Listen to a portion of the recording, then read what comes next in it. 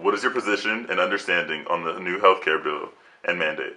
What are the pros and cons of the mandate, and how will they benefit the overall healthcare system in the United States? That's a good question. And one of the things I want to emphasize about the healthcare mandate, I think is absolutely necessary.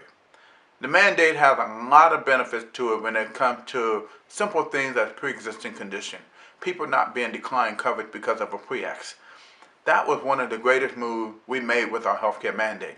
Second thing is when it comes to just cost control factor. Our president emphasized he wanted more transparency in the healthcare bill. That means we need to understand what we're getting and why we're spending the money we're spending. And more importantly, why is our cost of healthcare so much higher than the competition? Those things are not something you can take for granted because you have to have the data, you have to have the information in order to make better business decisions. And that's what we need to be able to do.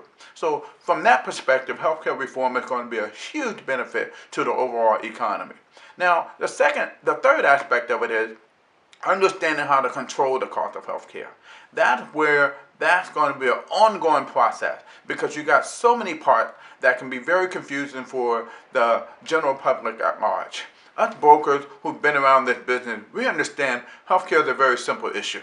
It's about premiums and it's about claims. And we got to be able to just keep it simple. So I look at healthcare reform as being an opportunity to truly get us to have more conversations about how we're utilizing our healthcare and how we can be more cost effective. That's not going to happen overnight.